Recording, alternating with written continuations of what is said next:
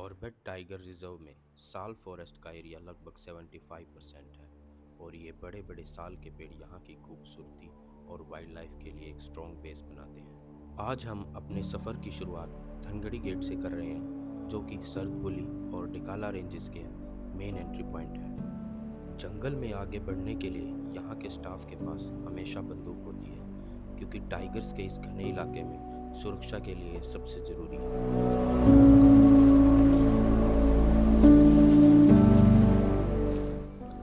जंगल में हमेशा टाइगर का डर बना रहता है।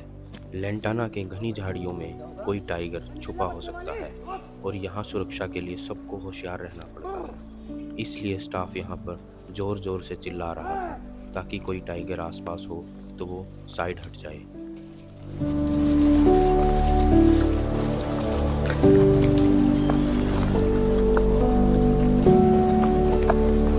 15 ऊपर।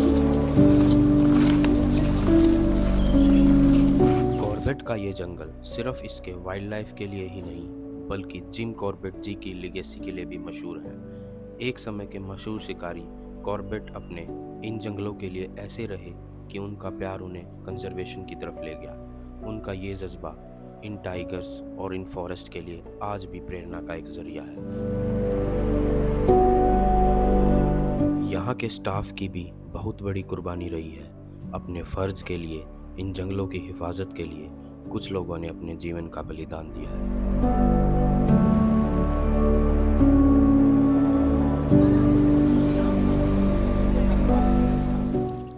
बारिश के मौसम की वजह से रास्तों पर पानी आ चुका है और हम सरदबुली रेंज के काम देखते हुए ढेला रेंज के फॉरेस्ट रेस्ट हाउस की तरफ जा रहे हैं। ये सफ़र जितना चैलेंजिंग है उतना ही दिलचस्प भी है और हमें प्रकृति के और करीब लेके जा रहा है।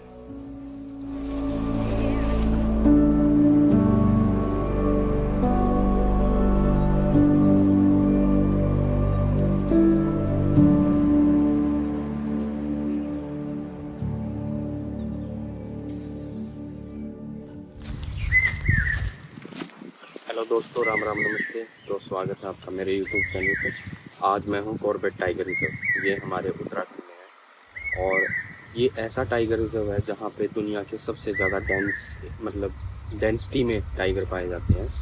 तो हम आज इसको एक्सप्लोर करने वाले हैं। बाकी कल हमने यहाँ की एक्टिविटी देखी थी सरदबुली रेंज की, तो वो मैं वीडियो में दिखा दूँगा। बाकी कॉर्बेट टाइगर रिजर्व में सबसे बड़ी समस्या है टाइगर की समस्या है और टाइगर ही हमारा मेन स्पीशीज़ है। तो ऐसा बताया जा रहा है कि कुछ सालों से टाइगर की पॉपुलेशन तो बढ़ ही गई है, जैसा हमारा सेंसस बोलता है इंडिया का। तो बाकी प्रॉब्लम ये हो रही है कि जो हमारे बूढ़े टाइगर्स हैं उनको थोड़ा फूड अवेलेबिलिटी की दिक्कत हो रही है, क्योंकि वो सर्वाइवल टू द फिटेस्ट वाली हो रही है। तो यंग टाइगर्स उनको वहाँ आगे कर जा रहे हैं। तो इस समस्या को देखते हुए जो बूढ़े टाइगर्स हैं वो पार्क एरिया से काफ़ी इधर उधर जा रहे हैं। और पार्क एरिया और सोना नदी वाइल्ड लाइफ सेंचुरी को मिला के टाइगर रिजर्व बनाया था। तो ये भी समस्या है, कई टाइगर हमारे मैन ईटर भी बन चुके हैं। बाकी हम एक अच्छा एस्पेक्ट देखेंगे यहाँ का कॉर्बेट टाइगर रिजर्व का। और यहाँ का स्टाफ काफ़ी स्ट्रगल फेस करता है और शहीदों की लिस्ट भी है यहाँ पे, जो सारे टाइगर की वजह से मर गए हैं लोग, जो डिपार्टमेंट के हैं। बाकी जो लोकल लोग हैं उनका कोई पता ही नहीं है। तो समस्याएं भी हैं, लेकिन हमारी मेन स्पीशीज़ है और टाइगर तो शान है इंडिया की, रॉयल बंगाल टाइगर। तो बाकी देखते हैं, आज एक्सप्लोर करते हैं। अभी मैं टेहला रेंज के रेस्ट हाउस में हूँ और बताते हैं कि यहाँ पे वो बाउंड्री है, वहाँ से भी टाइगर क्रॉस करते हैं। उसके पीछे जो रास्ता है 3-3, 4-4 टाइगर क्रॉस करते हैं।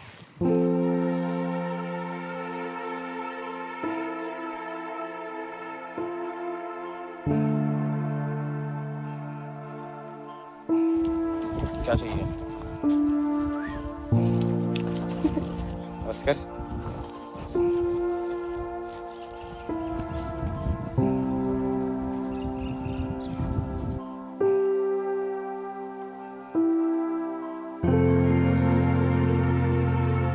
जैसे ही हमने ढेला रेंज के एरिया में एंटर किया तो हमें ग्रासलैंड दिखाई दिए, जो कि वाइल्ड लाइफ के लिए एक मेन रोल निभाते हैं।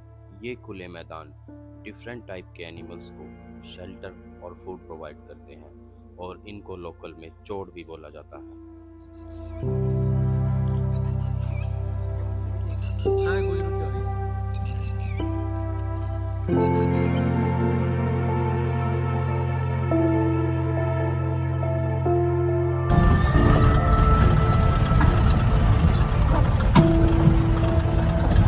बारिश में तो बहुत ज़्यादा पानी आ जाता है भाई।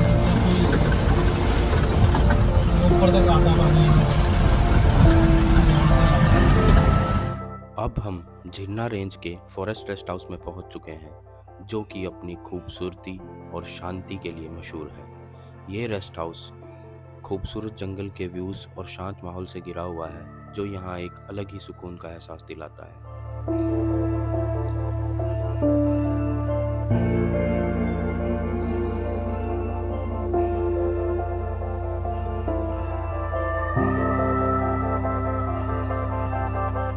यहाँ आते ही हमें एलिफेंट्स और स्पॉटेड डियर की साइटिंग्स हुई, जो इस रेंज की खासियत को और भी बेहतर तरीके से दर्शाता है। झिरना रेंज अपने डाइवर्स वाइल्ड लाइफ के लिए मशहूर है और यहाँ के सफ़र में ऐसे एनिमल्स को उनके नेचुरल हैबिटेट में देखना एक अलग ही अनुभव है। तो अब हम बात करते हैं झिरना रेंज के ग्रासलैंड की, जिसको लाल ढांग चौड़ के नाम से जाना जाता है। ये ग्रासलैंड अपनी खूबसूरती और वाइल्ड लाइफ डाइवर्सिटी के लिए मशहूर है, क्योंकि यहाँ अक्सर 100 to 150 एलिफेंट्स की साइटिंग होती ही होती है। पहले यहाँ एक गांव था, जिसको रीलोकेट करके इस ग्रासलैंड में तब्दील किया गया, जिससे इस एरिया की वाइल्ड लाइफ और इकोसिस्टम को बेहतर बनाने में बहुत ज़्यादा मदद मिली। लाल ढांग चौड़ वाइल्ड लाइफ के लिए एक क्रूशियल हैबिटेट है, क्योंकि यहाँ एलिफेंट्स और दूसरे हर्बीवोरस जैसे कि स्पॉटेड डियर, स्वैम्प डियर एटेक्स्ट्रा को खाना मिलता है। ये हर्बीवोरस इकोसिस्टम का एक इम्पोर्टेंट पार्ट है, क्योंकि इनका होना कार्निवोर्स जैसे टाइगर और लेपर्ड्स के लिए बहुत ज़रूरी है। ग्रासलैंड की हेल्थ को मेंटेन करने के लिए यहाँ वीड्स का रिमूवल किया जाता है, जिसमें सबसे इम्पोर्टेंट है लैंटाना, क्योंकि यही ग्रासलैंड की सबसे बड़ी प्रॉब्लम होती है। लैंटाना एक इन्वेजिव स्पीसीज है, जो कि लोकल फ्लोरा को नुकसान पहुंचाती है और वो सारा न्यूट्रिशन खुद ले लेती है और पेड़ों को जकड़ देती है। इसलिए इस ग्रासलैंड में लैंटाना रिमूवल का काम बेहतर किया गया है और यहाँ ये एफर्ट बिल्कुल सक्सेसफुल रहे हैं। इसके अलावा यहाँ के ग्रासलैंड की हेल्थ को एलिफेंट फूड साइकिल से भी मेंटेन रखा जाता है। एलिफेंट के खाने से ग्रासलैंड को नेचुरल फर्टिलाइजर्स मिलते हैं, जो सॉइल फर्टिलिटी को बढ़ाते हैं और प्लांट्स की ग्रोथ को सपोर्ट करते हैं। ये सब मिलकर झिरना रेंज के ग्रासलैंड को एक वाइब्रेंट इकोसिस्टम बनाते हैं, जो न सिर्फ हर्बीवोर्स के लिए ज़रूरी है, बल्कि कार्निवोर्स के सर्वाइवल के लिए भी क्रिटिकल है। हेल्दी ग्रासलैंड्स वाइल्ड लाइफ की डाइवर्सिटी को मेंटेन करते हैं।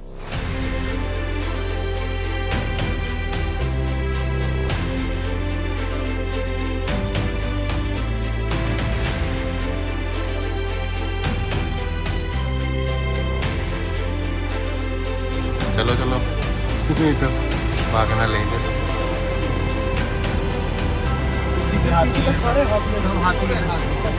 मैं तो ये मानता हूँ ना कि जो दिल से चाहते हो होती है पूरी।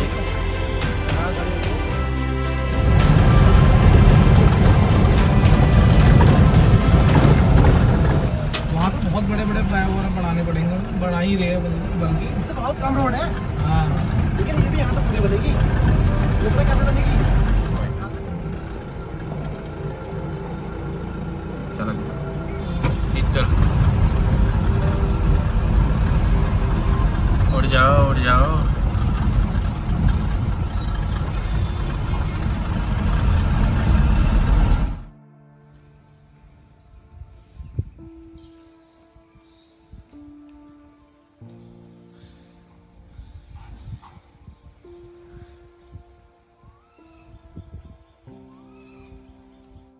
आज हमारा कॉर्बेट में तीसरा दिन है और आखिरी दिन होगा कॉर्बेट में, क्योंकि हम कालागढ़ रेंज में आ गए हैं। तो कॉर्बेट की जो आखिरी रेंज है वो कालागढ़ रेंज है।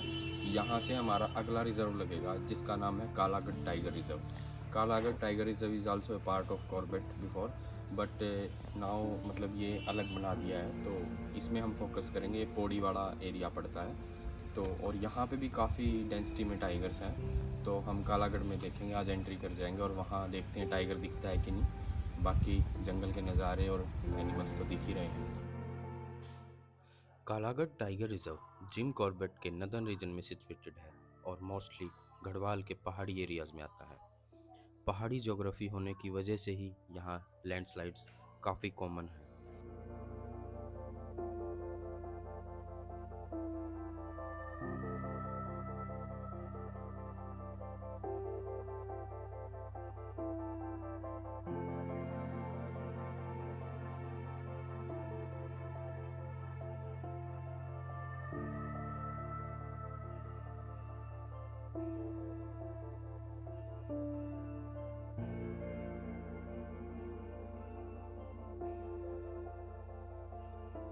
Antenna removed.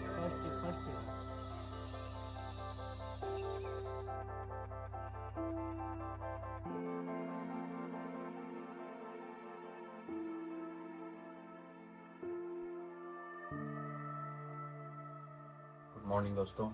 तो अभी हम पाखरो रेंज में हैं, कालागढ़ टाइगर रिजर्व की। तो आज सुबह जब हम फील्ड पे गए थे तो हमने टाइगर कॉल सुनी, तो काफ़ी अच्छा लगा। अच्छा भी लगा और डर भी लगा, क्योंकि यहाँ पे जो टाइगर्स हैं वो पिक कर लेते हैं आपको, मतलब कि आप चाहे ग्रुप में हो तब भी आपको उठा के ले जाए। यहाँ के टाइगर जो बफर जोन एरिया में है वो काफ़ी एग्रेसिव नेचर हो चुके हैं, पर अच्छी फीलिंग हुआ। तो अभी हम कालागढ़ की तीसरी रेंज की तरफ मूव करेंगे आज, तो चलते हैं फिर।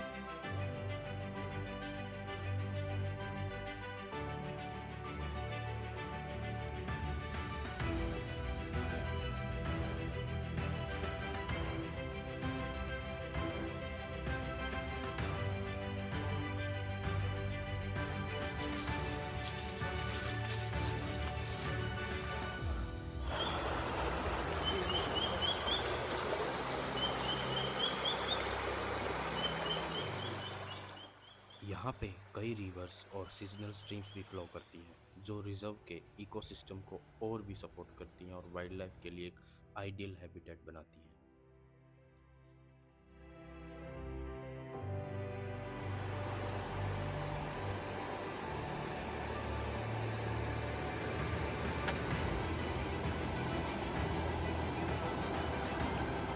बर्ड वॉचर्स के लिए भी ये जगह पैराडाइज है, क्योंकि यहाँ 580 प्लस बर्ड स्पीसीज मिलती हैं।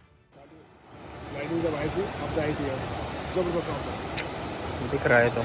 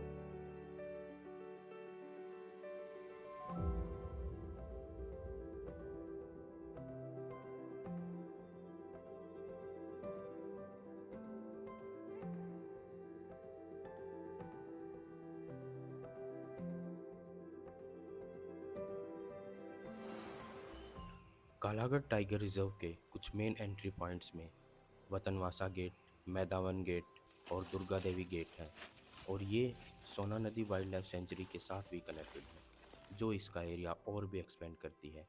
हिल्स, ग्रासलैंड्स और रिवर का यह यूनिक कॉम्बिनेशन इस रिजर्व को कंजर्वेशन और नेचर लवर्स के लिए एक रिमार्केबल डेस्टिनेशन बनाता है।